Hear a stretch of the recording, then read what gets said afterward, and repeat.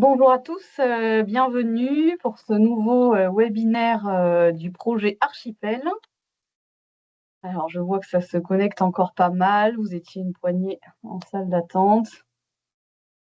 On va débuter à l'heure tout de même pour finir à l'heure. Il y aura la possibilité de prendre des questions aussi à la fin. Vous n'hésiterez pas. Donc, aujourd'hui, le sujet du webinaire, c'est les solutions numériques éprouvées pour la gestion de l'herbe en élevage. Qui fait suite à une première étape du projet qui est l'inventaire et que du coup Martin va vous présenter un petit peu plus en détail. Avant ça, du coup, les règles habituelles du webinaire. Donc le webinaire, il est enregistré de façon à mettre à disposition un replay.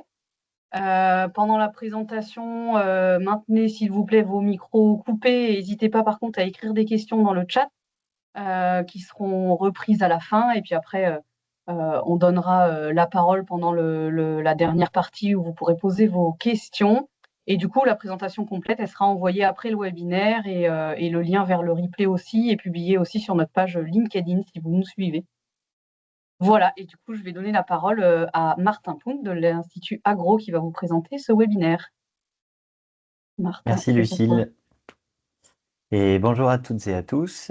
Et donc comme l'a dit Lucille, je vais vous présenter une partie du projet Archipel qui a été mené principalement en 2025 sur les solutions numériques éprouvées pour la gestion de l'herbe en élevage.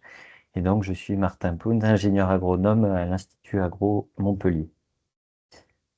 Donc pour revenir un petit peu sur le projet Archipel, l'acronyme veut dire activer, roder un archipel innovant de partage des usages numériques éprouvés en mode Living Lab.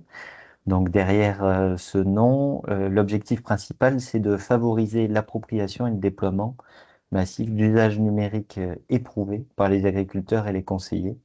Donc là, ce qui est intéressant à retenir, c'est que on va dans ce projet, s'intéresser à des usages éprouvés qui sont déjà utilisés par les conseillers et les agriculteurs, et donc on ne va pas se pencher sur de nouvelles solutions à développer, des prototypes ou, ou juste des idées. Euh, L'analyse de ces outils numériques va nous permettre donc de repérer des usages numériques qu'on aimerait bien déployer par la suite et qui vont concerner deux thématiques pour trois filières. Le pilotage de la pousse de l'herbe en élevage et puis la gestion des intrants en arboriculture et viticulture.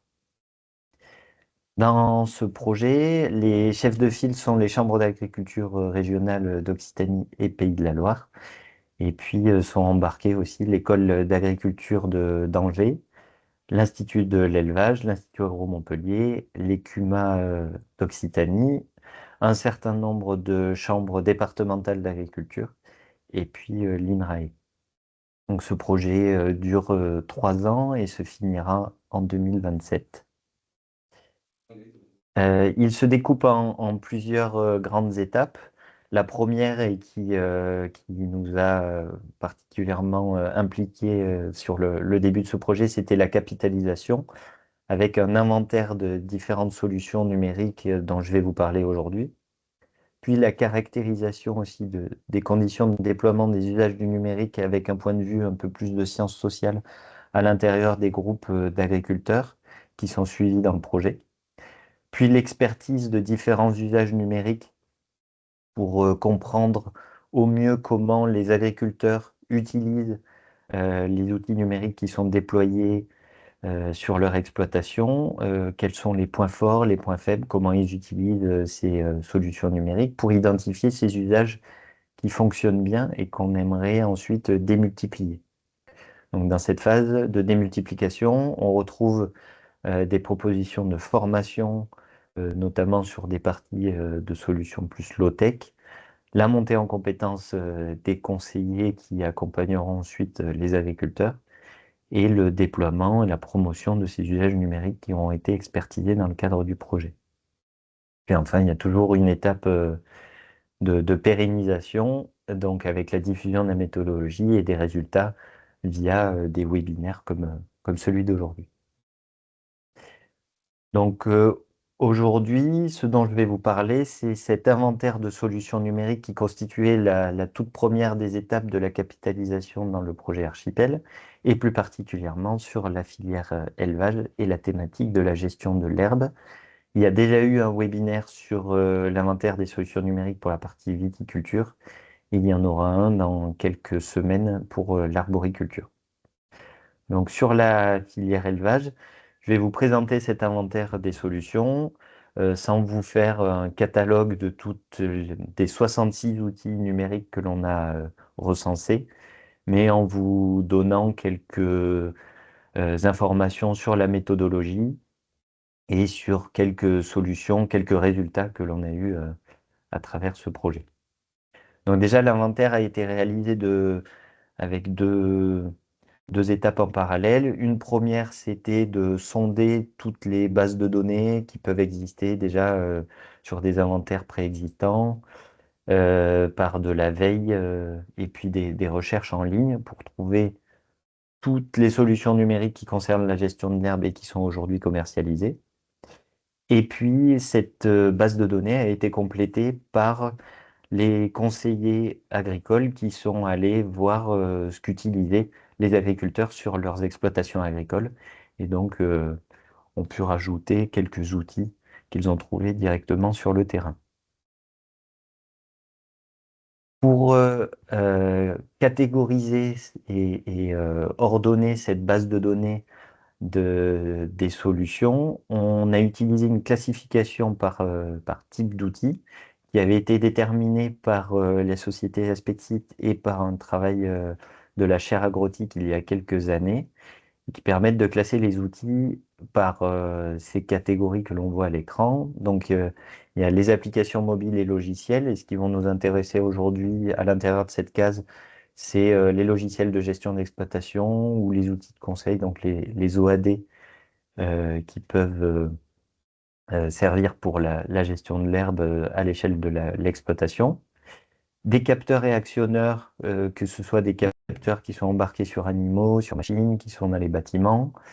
Et actionneurs, ce sont des outils qui, suite à une mesure, vont pouvoir réaliser une action.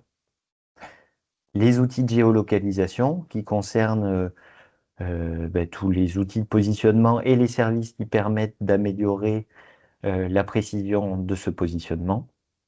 Les outils de télémétrie qui permettent d'échanger et de suivre la donnée, ce qui concerne la robotique, et puis cette catégorie service qui rassemble un petit peu ce qui n'a pas été placé dans les autres cases, mais qui est aussi intéressante pour les portails de données, les bases de données qui sont souvent disponibles en ligne et gratuitement, qui donnent des informations plutôt générales, et tout ce qui est calculateur, calculatrice en ligne ou méthode qui sont disponibles pour amener un conseil de manière libre et disponible en ligne.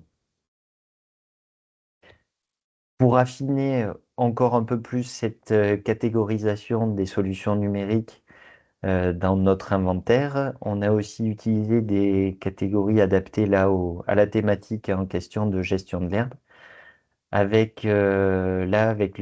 en partant des usages.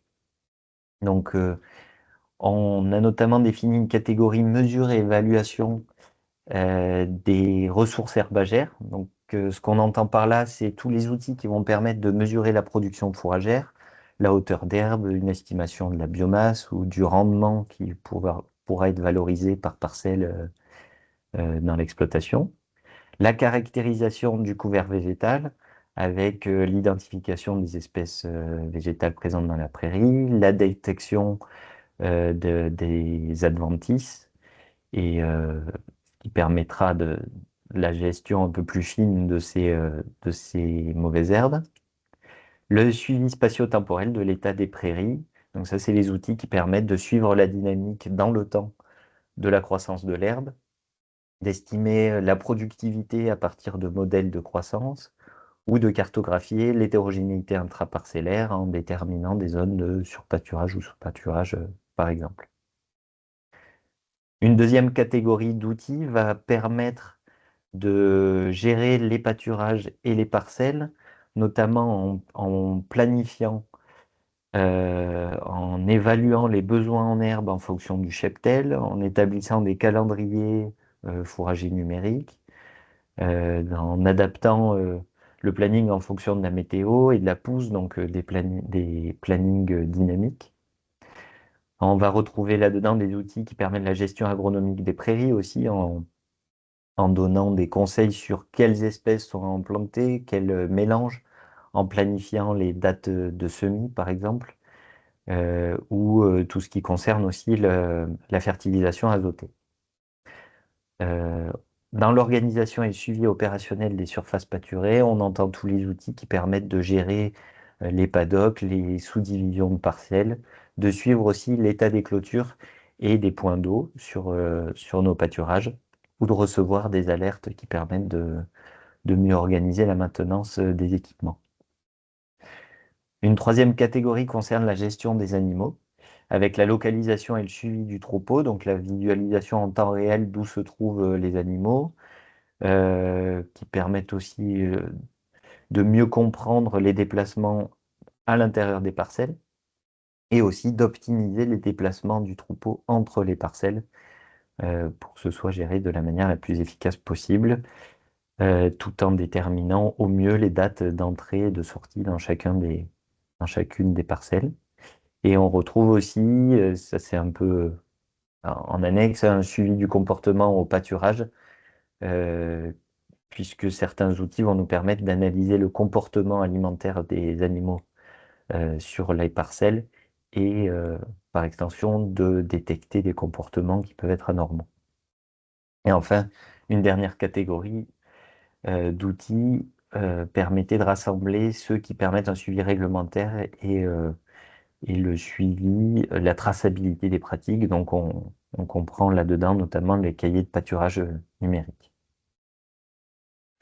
Donc, ce que je vais faire maintenant, c'est vous présenter quelques outils qui permettent de répondre à certains de ces usages et sans vous faire une longue liste exhaustive, mais en vous donnant des idées de ce qui peut exister sur le marché aujourd'hui. Donc déjà, en termes de nombre, la plupart des outils sont plutôt focalisés sur la mesure de la ressource herbagère, et puis sur la gestion du pâturage et des parcelles, et souvent sont capables de se positionner un petit peu sur ces deux catégories d'usage. Ensuite, on retrouve pas mal d'outils aussi sur la gestion des animaux, et enfin quelques-uns pour le suivi réglementaire et la traçabilité. Donc parmi les 66 outils numériques qui ont été trouvés pour la gestion de l'herbe en élevage, 29 sont des applications mobiles ou logicielles. Et donc là, on y retrouve notamment des solutions qui permettent d'établir un calendrier de pâturage numérique, de déterminer au mieux des dates de fauche, par exemple, qui permettent d'optimiser la rotation dans le pâturage, de gérer la pousse de l'herbe ou d'avoir une cartographie numérique de l'exploitation, donc une vision de l'ensemble de l'exploitation de ces parcelles, ce qui permet d'optimiser la gestion. On y retrouve des outils tels que Apigrass, parmi les plus connus, ou Baobab, mes parcelles, mais aussi des outils étrangers. Donc j'en ai mis Omega Crop, Catlytics, etc. Euh, donc voilà, ça c'est tous ces outils pour avoir une gestion plutôt globale à l'échelle de l'exploitation et qui vont permettre de prendre un peu de hauteur et de gérer au mieux son troupeau, ses parcelles, d'avoir une visibilité globale de son système fourrager et puis de pouvoir aussi parfois simuler et définir l'aménagement de ces parcelles sur le futur. Dans tous les outils, on a trouvé également une vingtaine de capteurs et actionneurs qui vont principalement servir pour la délimitation de parcelles virtuelles. Donc là, c'est dans le cadre des clôtures virtuelles et la partie capteur va plutôt être dans l'émission d'un son ou d'une petite décharge électrique qui vont permettre aux animaux de rester dans cette parcelle qui a été définie virtuellement. On retrouve aussi tout un tas de capteurs dans le contrôle de la tension dans les clôtures électriques et qui peuvent permettre d'envoyer une alerte quand on détecte une baisse de tension, une anomalie, de contrôler les niveaux d'eau dans les abreuvoirs pour éviter d'avoir à se déplacer sur place euh, et, euh, et donc gagner un petit peu de temps en voyant à distance où on est la réserve en eau pour les bêtes. Et puis, très important, la mesure de hauteur d'herbe qui vont nous permettre de gérer au mieux le chargement sur nos parcelles avec des herbomètres ou comme fait Jenkip ou Gallagher. CEDAX a même développé une petite remorque ou un robot qui vont pouvoir mesurer en se déplaçant sur la parcelle les hauteurs d'herbe. Euh, voilà, pour les principaux usages de ces capteurs et actionneurs pour la gestion de mer. Dans les outils de géolocalisation, donc ça va être surtout cette délimitation de parcelles virtuelles aussi avec la visualisation de la position des animaux et le suivi du déplacement des animaux à l'intérieur des parcelles. Donc on retrouve là très souvent des entreprises plutôt basées à l'étranger qui sont disponibles, dont les solutions sont disponibles en France et qui vont vous permettre d'avoir une puce GNSS, que ce soit dans des colliers ou parfois aussi dans les boucles d'oreilles qui sont présentes sur les animaux pour connaître leur localisation. Et enfin, dans cette dernière catégorie que peuvent être les services, c'est une catégorie assez intéressante pour la partie élevage, puisque on retrouvait peu d'outils qui permettaient d'avoir accès à des bases de données comme ça en ligne et gratuites pour la viticulture ou l'arboriculture. Il y en a un peu plus pour l'élevage. Ils permettent notamment de calculer et de définir au mieux des dates de premier apport d'azote par rapport à des cumuls de température depuis le début de la saison. D'identifier des espèces, donc avec des outils comme InfluWeb ou PlanteNet qui sont pas mal utilisés par les agriculteurs et qui permettent de mieux connaître sa flore adventice que l'on retrouve sur ces parcelles et donc gérer au mieux cette pression de, d'adventice. Et puis aussi, on retrouve en ligne des bases de données permettant de préconiser les mélanges d'espèces idéaux selon sa région, selon sa zone géographique. Donc on peut citer par exemple Cap Flore dans ce cas-là. Donc voilà cet inventaire de solutions numériques éprouvées. Je ne vais pas rentrer plus dans les détails puisqu'il sera bientôt disponible à tous. On pourra retrouver les outils qui ont été trouvés dans le cadre de ces recherches. Et puis, je voulais dire aussi que c'est un inventaire qui est toujours en mouvement puisqu'il y a déjà des solutions qu'on avait rentrées dans l'inventaire et qui ont disparu ou qui ne sont plus en usage aujourd'hui. Puis il y en a d'autres qui continue d'être commercialisé. Donc c'est quelque chose de très mouvant et qui va évoluer au fil du temps. Et nous, ça nous a déjà permis de prioriser certaines solutions numériques que l'on retrouve dans les groupes d'agriculteurs qui sont suivis dans le cadre du projet Archipel et qu'on va maintenant, dont on va expertiser les usages pour savoir comment les agriculteurs les ont pris en main, comment ils les utilisent, quels sont les forces et les faiblesses de chacun de ces outils. Et puis ensuite, on passera à cette étape de déploiement à l'intérieur de nos groupes d'agriculteurs et puis après de diffusion même plus large de ces solutions euh, numériques. Donc ça, ce sera plutôt c'est ce qu'on commence à faire en 2026 et ce qu'on fera ensuite jusqu'à la fin du projet en 2027. Donc je parlais de la diffusion de cet inventaire et il se fera via le Wiki Agritech, qui est une base de données en ligne qui recense des centaines et des centaines de solutions numériques pour l'agriculture. Et donc sur cette plateforme, il y aura une communauté archipel qui sera créée qui permettra de retrouver toutes les solutions qui ont été recensées dans le cadre de cet inventaire de solutions numériques. Donc là, le travail de passage de l'inventaire archipel sur cette plateforme aura lieu au printemps dans les prochains mois qui viennent. Et puis pour finir, je voulais vous rappeler qu'il y avait eu un séminaire à Montpellier organisé par la chaire agrotique en juin dernier et qui reprenait de manière assez globale le thème du numérique pour la gestion des surfaces pâturées. Donc pas que pour la gestion de l'herbe, c'était un peu plus global en faisant intervenir des experts, des gens de la recherche, des assurances, des éditeurs de logiciels sur ce sujet-là. Donc c'est intéressant et les différentes interventions, donc les supports et les vidéos sont disponibles en ligne. Et il y avait notamment eu une intervention de Laurence Depuy de l'IDEL sur les enquêtes Smart Élevage qui ont été réalisées par l'IDEL et qui permettent d'avoir une idée précise de toutes les solutions qui sont utilisées aujourd'hui en élevage et puis leur adoption en fonction des différentes filières et des systèmes d'élevage concernés.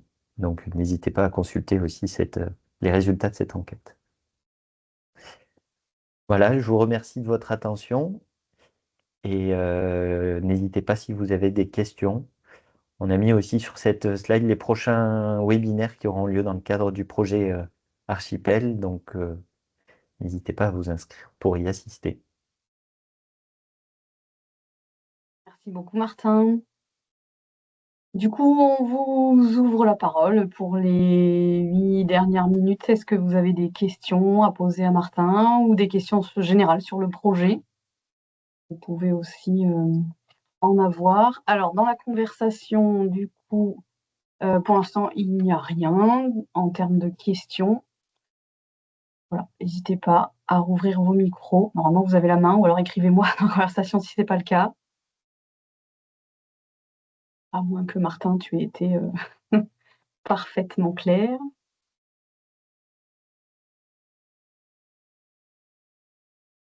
Bon, pas de regret. Si on coupe là, personne n'a de questions. C'était Eh clair. bien, écoute, on vous libère. Merci beaucoup, Martin. Et puis, n'hésitez pas, du coup, à nous écrire si les questions viennent plus tard. Et puis, du coup, à nous suivre sur LinkedIn pour avoir le lien pour s'inscrire à tous les webinaires que vous voyez là et aux prochains qui seront programmés. Et puis, pour avoir même toutes les infos du projet qui court encore jusque fin 2027. Voilà, on vous souhaite une bonne après-midi à tous. Merci beaucoup. Merci à toutes et à tous. Au revoir. Alors, merci, bon après-midi.